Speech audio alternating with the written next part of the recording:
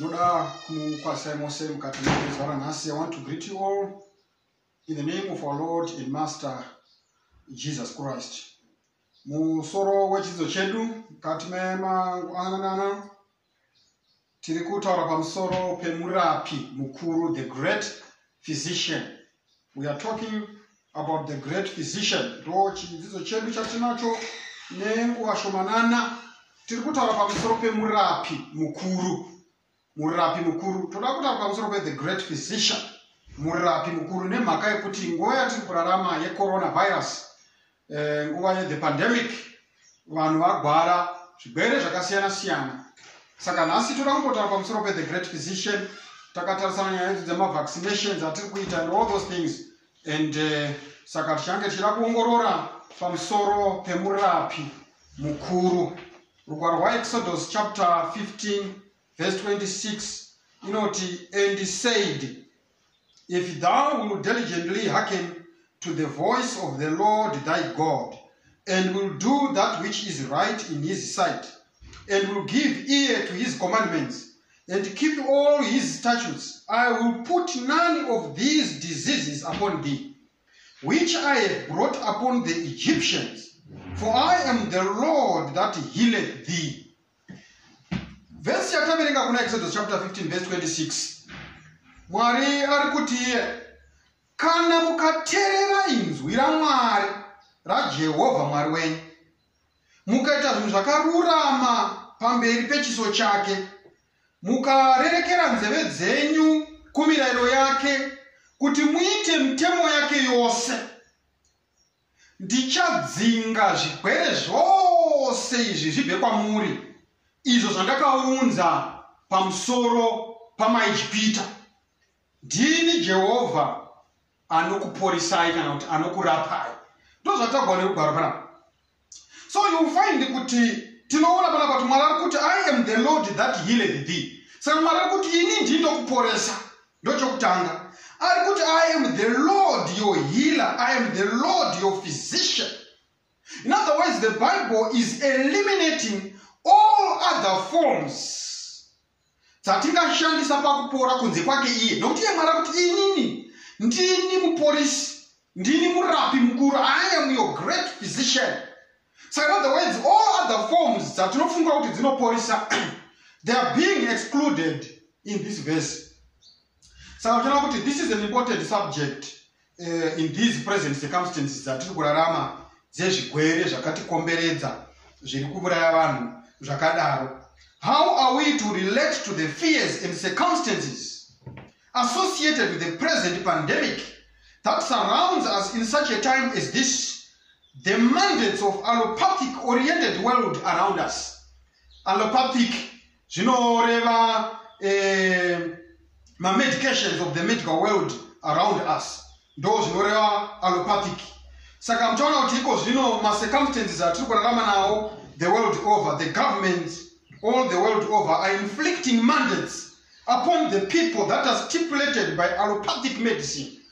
The conventional medical world iri kuuya nenzira yayo yekurapwa, kusvika hurumende dzomubandidzira vanhu kuti itai so, itai nenzira iyi, itai so nenzira iyi. But today we want to examine what the Bible says and also what we know kuti Mwari zano rake rinoti kudini pamusoro penyaya yekurapwa. Ukaenda kuna Luka chapter 9 verse 1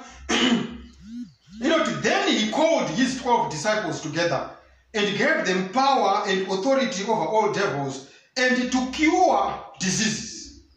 And he sent them to preach the kingdom of God and to heal the sick. And he said unto them, take nothing for your journey, neither staves nor scrip, neither bread, neither money, neither have 2 coats apiece. And whatsoever house you enter into, there abide, and thence depart. And whosoever will not receive you, when you go out of that city, shake off the very dust from your feet for a testimony against them. And they departed and went through the towns preaching the gospel and healing everywhere. So mchana kuti Jesu asiyewoga akangofamba achirapa vanhu, asi kunyange vadzidzi vake vakafambawo vachirapa. Ndo zvimwe chete nesangano raMwari mukati mezuva ranhasi kusvika pakupera kwenhoroondo. Tinourayirwa pano kuti kana pane vanogwara pakati pedu ngaadane vakuru vekereke vamunamatire. Amuzviona? Sanyaya yekuporeswa kwevanogwara yagara iri part and parcel of the proclamation of the gospel of Jesus Christ. Kubvira zvino Jesu unotipa mapromises ekuti iye pachake unogona kudhila neukosha hwose kana ugwere hwose hungava pakati pedu. Rugwaro rwamapisarema chapter 103 verse 1 inoti iyo, bless the Lord, O my soul, and all that is within me. Bless his holy name. Bless the Lord, O my soul, and forget not all his benefits, who forgiveth all thy iniquities, who healeth all thy diseases, who redeemeth thy life from destruction, who crowneth thee with loving kindness and tender mercies, who satisfieth thy mouth with good things, so that thy youth is renewed like the eagles. Panapa mapisarema chapter 103 verse 1 to 5 inotitsanangurira zvinoitwa naMwari. What does he do? Because he forgives all thy iniquities. Mwari unokanganwira kudarika kwedu kwose, kana akanganwira the second step, and healeth all thy diseases. So in other words, proper healing is an aftermath of a forgiveness of sin. In other words, tiri kudzidza panapa kuti ugwere hwakauya nokuda kwechivi, nokuti vanhu vose vakatadza vakasasvika pakubwinya kwaMwari. Terere zvakwakapinda kugwere nerufu, nokuti mubayiro wechivi ndiko rufu, but ugwere hunouya huchisiya vanhu mukati merufu. Saka Bhaibheri roti Mwari uyu, do not forget his benefits, nokuti he forgives all our iniquities and he healeth all our diseases. In other words, a life of purity results in a life of health. Saka mtona kuti panapa mukarangarira mizuva riya hama dzeuya wakanga achigwara dzekuvhura denga, Jesu arimo, ndobva valowa hama yavo yaigwara. Anoti vamurembedza achipinda neparufu. Jesu anoti kune murume uya, thy sins be forgiven thee. Kwaibva ipapo the man was relieved of the terrible condemnation he was under. Ndobva atopora. Muchaona kuti vakanga varipo vakaona Jesu achiti, sumuka utore nhoo yako ufambe. Nemhaka yei? Because the Lord forgives that which causes us to suffer under disease, that he can also heal us. In other words, Mwari anotanga akangana kukanganwa kwakaita murume wakupinzwa neparufu. Kuna kuti pakanzi wakanganwigwa, chivi chaiva munyama make chakakonzeresa tuso rokugwara rwaiyevesa kurufu charegeregwa. Ugwere hakuna kugona kuramba huripo, nokuti ugwere hunogona kuatacha panenge pane chivi.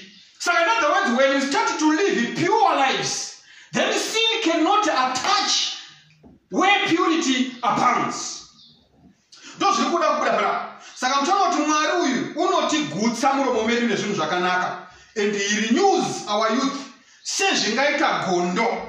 Ndozviri kurekwa panapa. Saka tinoda kuchitende Mwari nezvaanotiitira misi yose when we move on to obey his commandments and his statutes and follow mirayiro yaakatipa yekurarama nayo. Mapisarema chapter 91 verse 1, he that dwelleth in the secret place of the Most High shall abide under the shadow of the Almighty.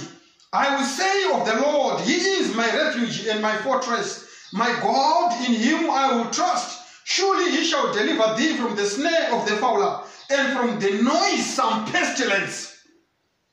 Bible paronotaura pestilence. Mukaenda kumadictionary enyu, the other word for pestilence is virus.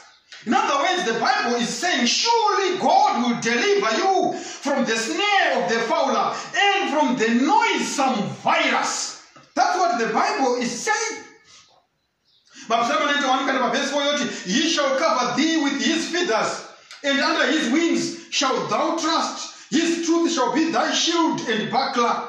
Thou shalt not be afraid of the terror by night, nor for the arrow that flieth by day, nor for the pestilence, nor for the virus that walketh in darkness, nor for the destruction that wasteth at noonday. 1,000 shall fall at thy side, and 10,000 at thy right hand, but it shall not come near thee. Only with thine eyes shalt thou behold and see the reward of the wicked.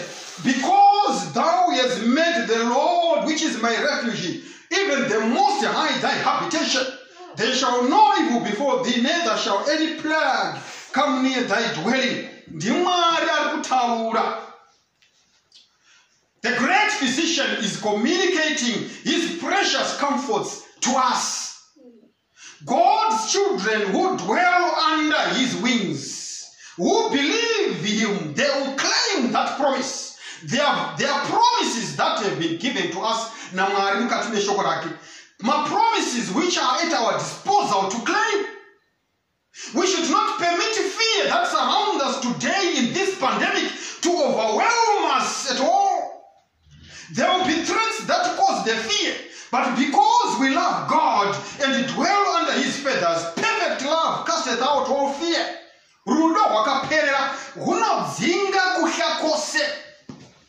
The great physician is inviting us to cast out all fear and to trust unreservedly in him. He healeth. I am the Lord who heals all thy diseases. Zikanzi ugwera ungashiki pendo nematumba ako. But chataona panapa nechokuti these promises are conditional. My promises ekurapa nokupiwa utano na Mwari, they are conditional. Regai tiverenge kuna Exodus chapter 15 verse 26. Mwari arikupromisa kuti I will heal all your diseases. Arikuti ukosha hose ugwera hose ungashiki padumba rako. But Mwari parikutaura izvi parikuzvitaura zviri conditional. There are certain conditions that we are supposed to fulfill if those diseases shall not come near us. Exodus chapter 15 verse 26 notipa the conditional promise. And it said,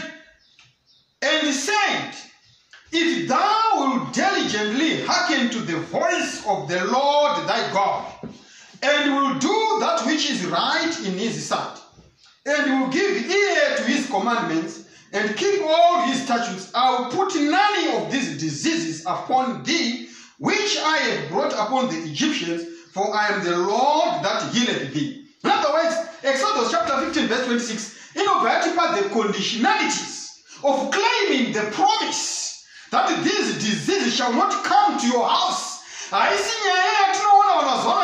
bind, I do not zinga. It is about fulfilling the conditions of enjoying the conditional promises that God has given to us. So the condition of being disease-free, the condition of being healed, all your diseases, is conditional.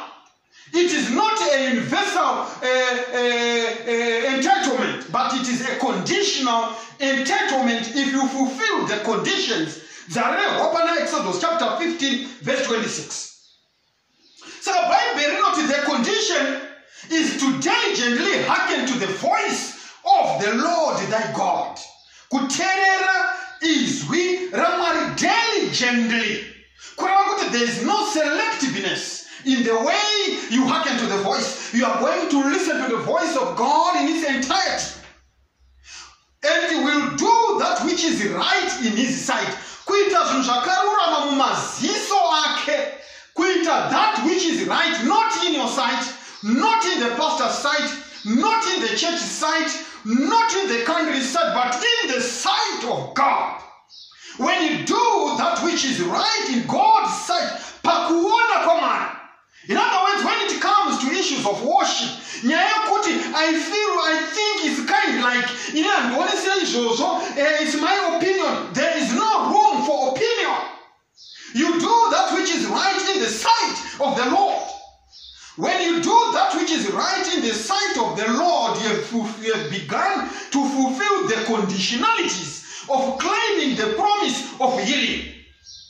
So many people say, Mara, anakundinzwa, anakupoliswa, and nakurapwa, na nasi ndawani makore 20 nishingo bara, kati angu watu hawa 12 nishingo buda rupase mkazi huya mbaebe. Aiwa, inya yayo kuti, the promise of healing is conditional. And is conditional as depicted in Exodus chapter 15, verse 26. And will give ear to his commandments.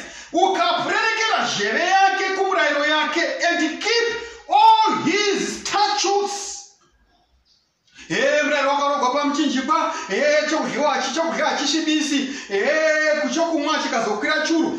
Pano pari kunzi ukasateerera zvose zvakaregwa. You have no right to claim the condition. You have no right to claim the promise of healing because the healing is conditional upon you fulfilling the conditionalities. Tiripana Exodus chapter 15, verse 26. I will put none of these diseases upon thee, which I have brought upon the Egyptians. In other words, Bible iri kuti nemhaka yekuti iri kuti zvirwere zvagwagwa navanhu nhasi.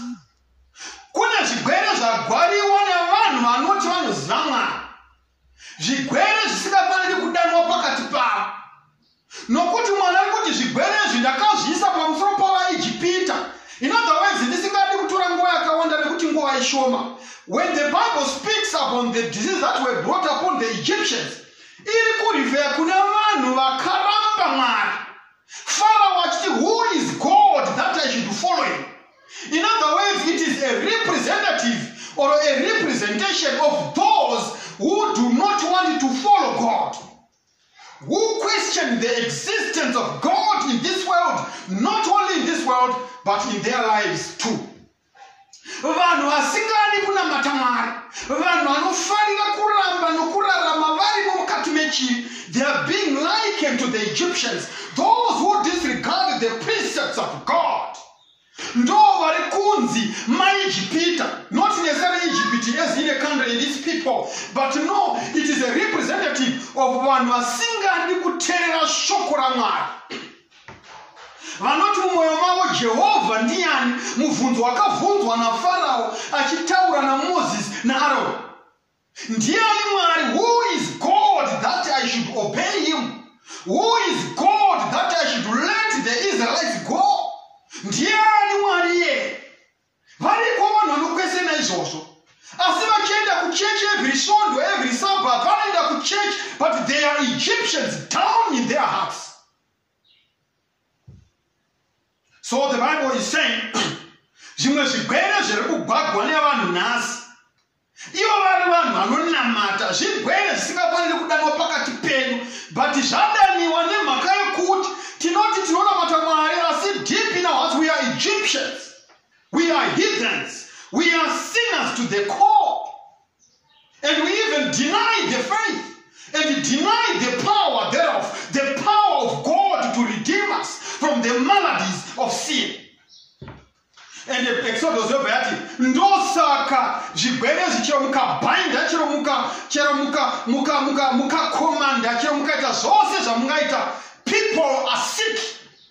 And why are we sick? Because we are living like Egyptians, living in sin. So the condition iri kuregwa ndeyekuita kuteerera shoko raMwari. Hama dzinodikanwa, God has given us the laws of health.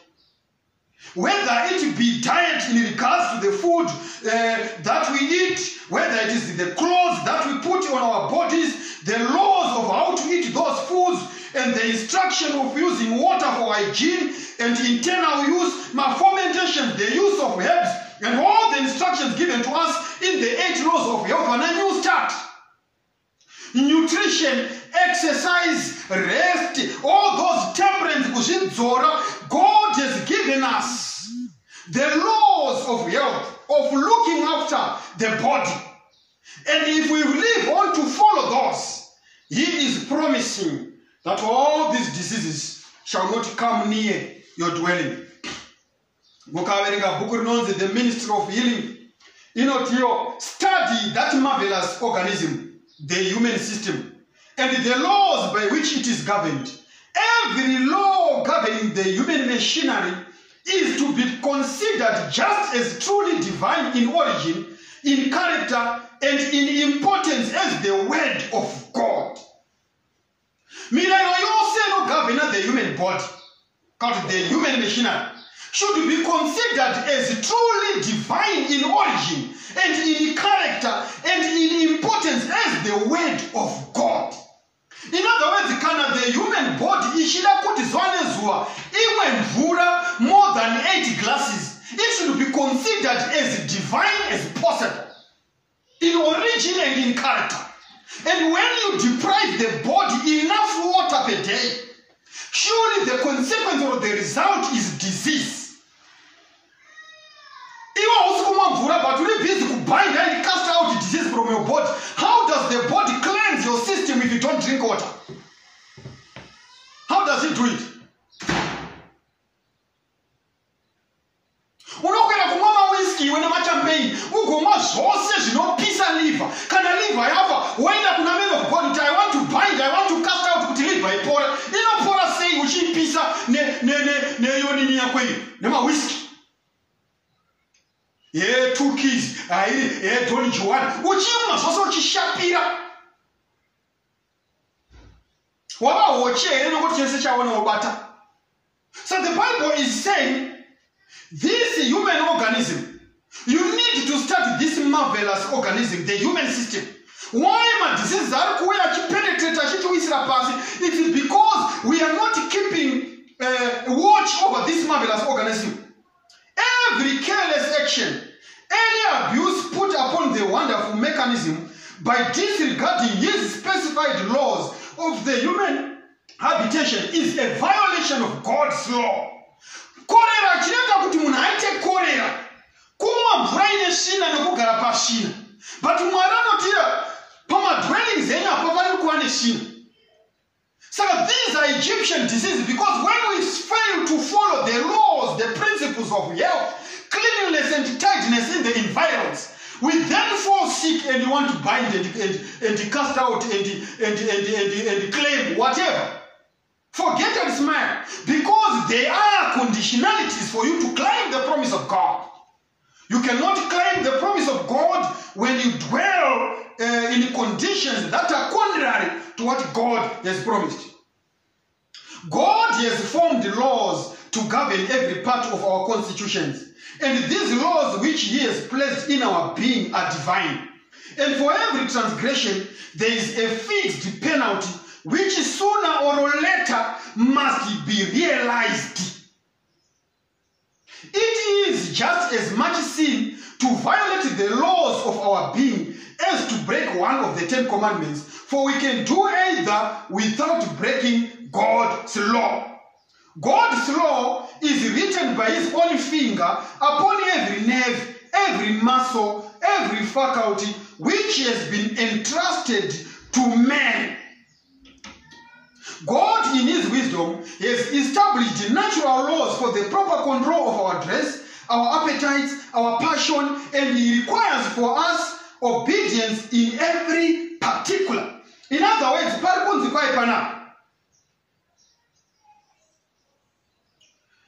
for every transgression, there is a fixed penalty, which sooner or later must be realized.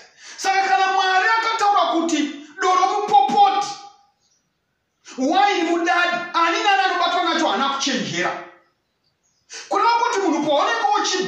It's a transgression and there is a fixed penalty that should be realized sooner or later. Saka munhu kana kadya unokwenda uchita braila kochidya nyama mpishi ropa richisiririka uchita gochi. Sooner or later gout is going to find you out. Kana gout chigumwe chazvimba chaita kunge chasviba kuti koho wotanga kumanya kuti kwai I want to bind, ndinorayira, ndinodzinga. Unoda kudzinga chii chaunoda kudzinga? Hapana chaunodzinga. Nemhaka yokuti nyaya yehealing is conditional upon us obeying the precepts of God. The Bible says haufaniri kudya ropa nokuti upenyu hwechipuka huri muropa. Iwe unoenda unogocha nyama mpishi yakatsvuka kuti piriri wozadza soto uchita gochi uchidya uchiisa ropa rakanzi nebhaibheri haufaniri kudya ropa. Kana waone guide wakutanga kutaura kuti you want to bind, you want to cast, what do you want to bind? Go and bind your gout. It's conditional. So I tell people should start to know that if you want health, health does not come by accident. It comes by obeying the precepts of Jehovah. It is conditional upon us obeying the commandments of God, because God has fixed the laws that govern the human machinery. Saka kwanza panapa, the case causeless shall not come. Haugoni kungobhara pasina chakunzira kubhara. Ingawa vana mutukudzi chaiwo vakaimba vasati vakafa. Vasati vafa na mutukudzi vakaimba. Zvikanzi nanzerera kuti cherechedza kuti chii chaita kuti musoro uteme. Haungokaruki watema musoro, maybe watema nokuti wakwira uri muzuva. Saka chii chaunofana kuti mangwana kuti musoro usatema, usakwira muzuva, tora amburera, pfeka nguwani, gara pasi pemumvuri.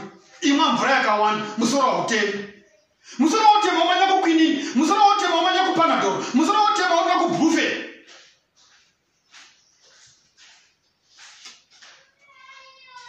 It is the duty of every person to become intelligent in regard to disease and its causes.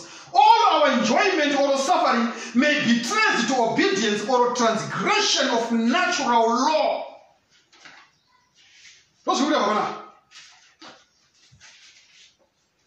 All these diseases, dzakaukiswa pamusoro pamaejipita namari kwaina ndizviunzi kwamuri kana imi mukateerera maprecepts angu. Ndozviri kurehwa neshoko raMwari. Caution is to be prayerfully exercised by everyone who believes the truth. They are trying sins before us, and we need to exercise great caution, keeping the door of our lips while the wicked are before us. We shall have to meet in our experience with men having fanatical zeal, which will provoke those who hate the truth, and it will be necessary to preserve a calm attitude and not state all we do know, for impressions will be made upon human minds that will, under the influence of Satan, grow to large proportions. There is need of watching unto prayer. The evils we shall meet have long been gathering, and like a storm will come upon men when we least expect it. While they cannot be charged with originating the evil, they precipitated it. Charges will be made which believers cannot refute, because they have not shown wisdom in the use of either the pen or the voice. Hama zinodikama nguva yatiri kutarisana nayo inguva yekuti zihurumende dziri nopasi nemasimba anotonga, they will enact laws calculated to oppress, and old laws that have practically become of none effect will be resurrected. Vachienforsa takatarisana nyaya idzodzi dzeutano. Saka zvakakosha kuti iwe nhasi uzive how to look after this precious organism, the human body, so that when the time of trouble comes, we can live tisina kutsamira on the pharmaceuticals of this world, that we know they do not cure disease. Mukarika bhuku rinonzi Ministry of Healing rinoti iro, drugs do not cure disease. It is true that they sometimes afford present relief, and the patient appears to recover as the result of their use. This is because nature has sufficient vital force to expel the poison and to correct the conditions that cause the disease. Health is recovered in spite of the drug, but in most cases, the drug only changes the form and location of the disease.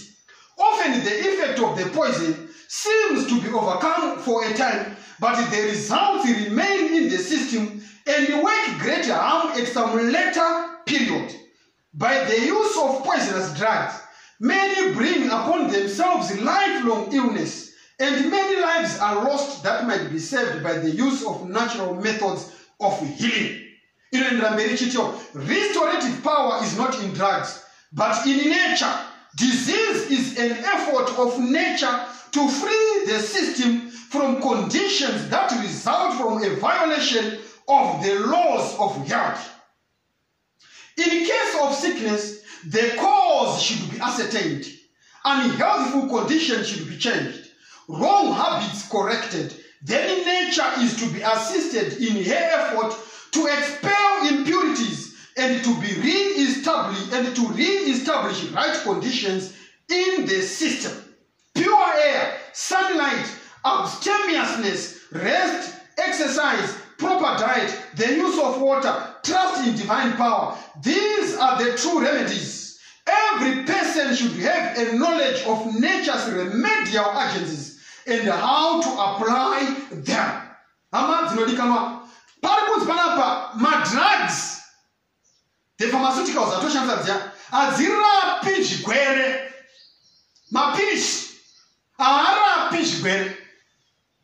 But anokupa present relief. Uyezve zvinoratidza hedu kuti tarecover, asi zviri kunzi kazhinji kacho pamberi apo ma-effects ema-poisons arimo anogona kukonzeresa more harm than good.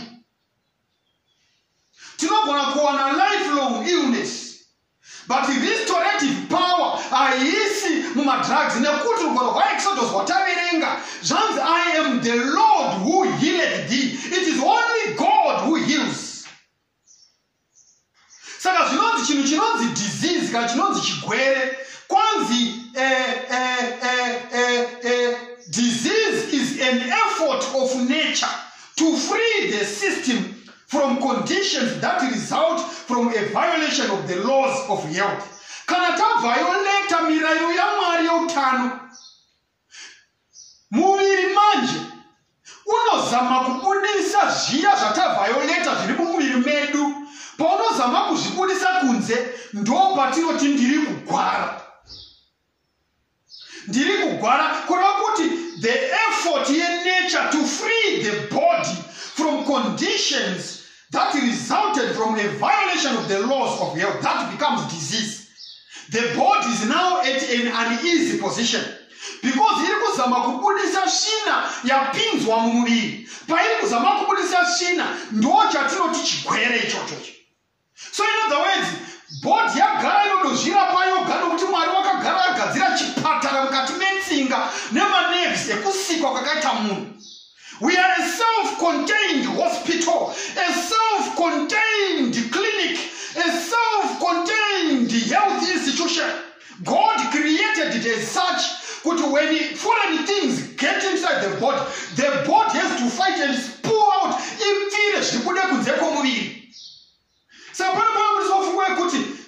the body inofanira kubetserwa naturally through pure air, sunlight, abstemiousness, rest, exercise, proper diet, the use of water, and trust in divine power. When these two remedies are brought to bear upon the human body, then the body can start to heal itself.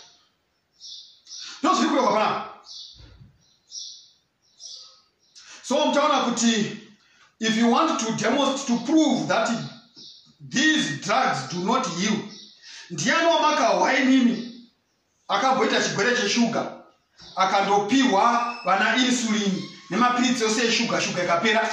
Ndiani uyanayamira? Amaka waini akaita BP akapiwa mapiritsi eBP akamamwa, apedza kumamwa ndobva BP yatama paari. Ndiani? Those are lifestyle diseases. And the drugs that we take are maintenance drugs. To maintain, kungokusustena kujusa upenyu kusvika Jesu adzoke wamanda idire. But BP haiperi, uchamwa Urazide ugomwa piritsi ripi neripi, unorimwa check. Those are maintenance drugs to maintain your sugar at a normal level, to maintain your BP at your normal. But you will not heal from BP by drugs. Go and ask all over, every doctor, even your doctor, pamunondipa piritsi reBP munokuti ipere, vanokudza kuti aiwa chatova chifo watomwa mangaya yakusvika wamanda ilire. Nemhaka yei nokuti drugs do not cure. Iko zvino takabaiwa isu mavhaccine emacovid nechizve zvakabaiwa vanhu zvezvo, but totaudzwa kuti aiwa kuri kuda kutodomwa mabooster shots. Kureva kuti they do not heal, they do not treat.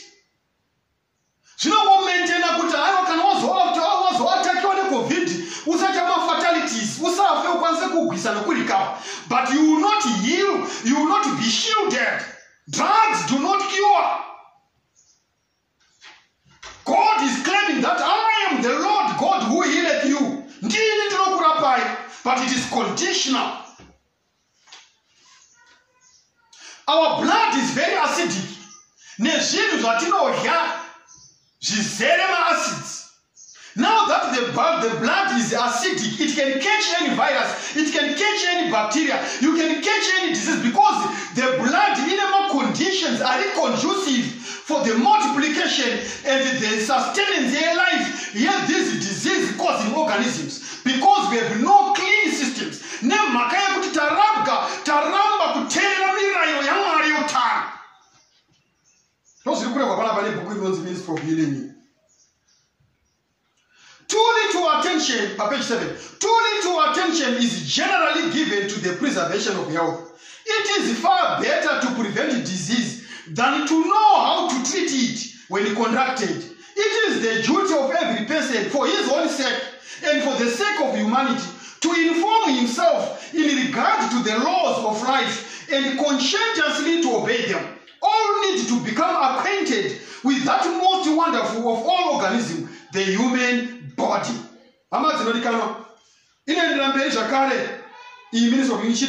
We cannot be too often reminded that health does not depend on chance. It is a result of obedience to law.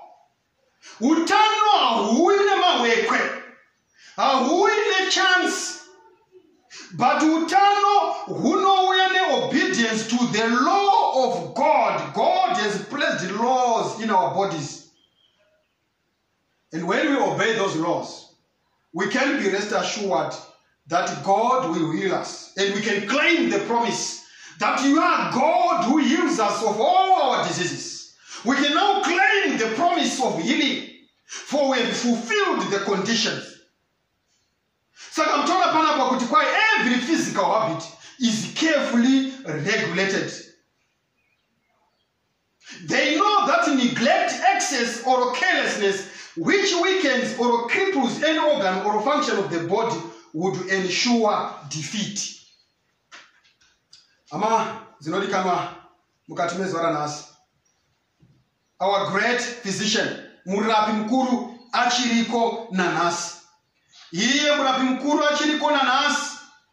Anoda kutirapa zvigwada zvedu zvose.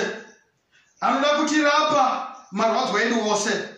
But tinogona kurapiwa chete kana tiri vanhu follow the laws of health. That is the promise that God has given to us. Mukaverenga letter number 6 of 1886 called the book of Evangelism, page 69, paragraph 2. We must individually know for ourselves what is truth, and be prepared to give a reason of the hope that we have with meekness and fear, not in a proud, boasting self-sufficiency, but with the Spirit of Christ. We are nearing the time when we shall stand individually alone to answer for our belief. Religious errors are multiplying and entwining themselves with satanic power about the people. There is scarcely a doctrine of the Bible that has not been denied. Evangelism, page 69. Kulikuzi kushika nguwa zino yatinofanira kumira iwese mbunga munhu pachako individually to answer for our belief. Because my religious errors are multiplying and entwining themselves with the satanic power about people. Because hakuna kana dzidziso imwe chete yeBhayibheri isati yaramba mukati memakereke. Vanhu varamba God's way of healing. Vanhu varamba God's Sabbath. Vanhu varamba to honor their fathers and mothers. Vanhu varamba kusanamata zvidhori. Vanhu varamba kusafugamira munhu. Vanhu zvose hakuna doctrine isati yaramba mukati meBhayibheri pasi pose tenderere. Saka zvonzi panapa nguva yasvika zvino yatakufanira kuti as individuals we are going to answer for our belief. Haisiri nguva yekuzendamira kuti chechi yakati, eudha vakati, mufundisi men of God vakati, kana kuti minister vakati. Aiwa, the time has now come when we are supposed to stand individually alone to answer for our belief. Umwe naumwe anofanirwa kuzvidavirira pachigaro chomutongi. Umwe naumwe anofanira kuzvimirira nekutenda kwake kusina kutsamhira pamunhu, but wakatsamhira pa a plain thus says the Lord. Kutenda kwako ngakutsamhira kuti Mwari unoti kudini. What is God's demand or call upon my life? Mwari unoti kudini. Haisi nyaya yokuti men of God kana muprofita wako wakati kudini. Aiwa, iye kuti shoko raMwari unoti kudini. Bible should be the supreme rule of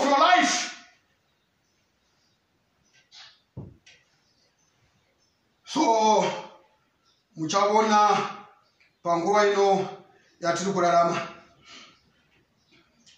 Mukareka kuna Mark chapter 16 verse 15, the Bible says, and he said unto them, go you into all the world and preach the gospel to every creature. He that believeth and is baptized shall be saved, but he that believeth not shall be damned. And these signs shall follow them that believe. In my name shall they cast out devils, they shall speak with new tongues, they shall take up serpents, and if they drink any deadly thing, it shall not hurt them. They shall lay hands on the sick and they shall recover. Bible panapa rinotiudza kuti mazuva ataakuenda kumanikidza nokumanikidzwa kuchiwanda. Vanhu vachamanikidzwa kutora icho neicho. But we are being given another promise here. Kuti we shall take up serpents. A serpent with deadly venom will not kill you. Sezvakati kuna apostle Paul paakarumwa nenyoka but haana kufa. Panapa tiri kudzwa kuti kana tingamwa mapoison in our body, tanyimwa mukana wokuita machoices, it will not kill us. Why? Because tamira pazvivimbiso nezvikohomedzo zvaJehovah. We need to follow the counsel of our great physician to deal with the terrible contagion that is about us today, and follow his counsel diligently, that every method that he has provided to heal us and prevent it we will intelligently engage in. Amatinadikama tikaterera zvakarehwa naMwari, tikafollowa kuzviita, tinowana kuporiswa nokurapwa kunobva kuna Mwari. Ndiye oga Mwari anogona kuporesa vanhu nokuti ati ndini murapi mukuru. Saka mtaona kuti zvoni vanhu vazhinji vakauya kuna Kristo, vakauya kwaari vane zvigwere zvavakanga vazviunzira pamusoro pavo, yet he did not refuse to heal them. And when virtue from him entered into these souls, they were convicted of sin, and many were healed of their spiritual disease as well as of their physical maladies. In other words, when we want to claim the promise of healing from God, the first port of call is to claim the healing of the sin disease that is in us. When that is healed, then we can be rest assured that physical healing also follows. Saka mtaona kuti Bible rinotibudisira pachena kuti Mwari wedu ndiye murapi wedu, Mwari wedu ndiye muporisi wedu. Kana tikafolowa murayiro yake tinowanikwa tichiporeswa. Saka mtaona kuti zvoni kana nature ikabetserwa, it does its work wisely and well. And those who persevere in obedience to her laws will reap the reward in health of body and health of mind.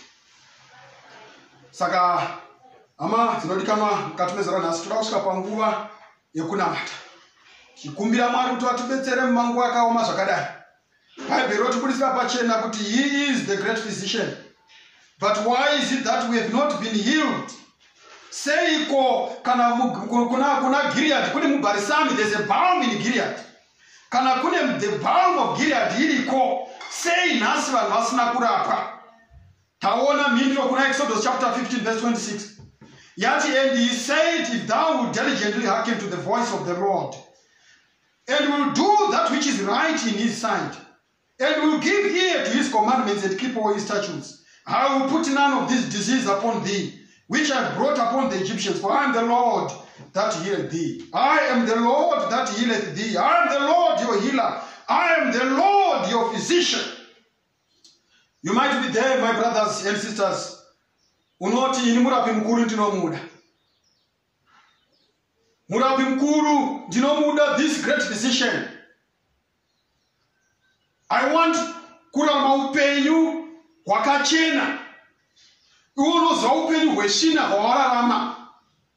Hungari hwekudya zvisingadyiwi zvinoshibisa nokukanganisa utano.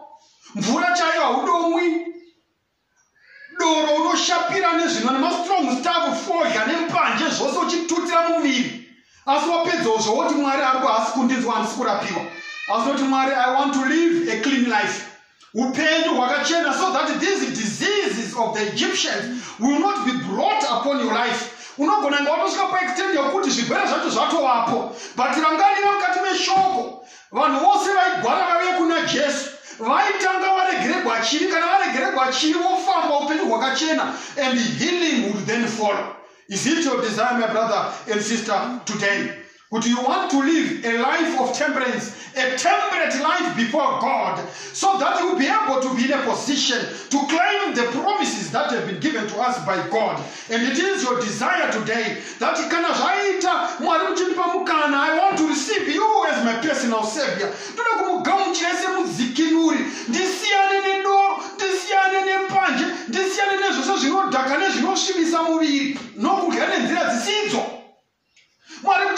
I want to live a temperate life, so that this temple, because our bodies are the temples of God,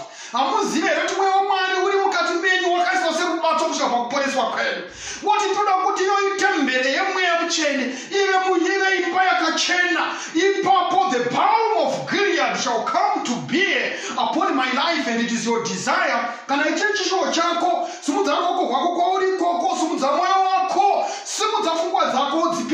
As we are going to pray, Baba wedu munoshamisa muri kumusoro kudenga. Turakumubongai mukati mezana nhasi nemukana wamatipa wekutsvaka kuziva zvimwe zvaJesu. Mwari ukosha nougwere hwakatikomberedza mazuva ano atiri kurarama. Asi tirakutendai nokuti you are the balm of Gilead. Tirakutendai nokuti you are the great physician. Tirakutendai nokuti matipa promise yokuti if you go on to follow your statutes, if you go on to obey your commandments, if you go on to obey your laws, you shall not bring all these Egyptian diseases upon us. So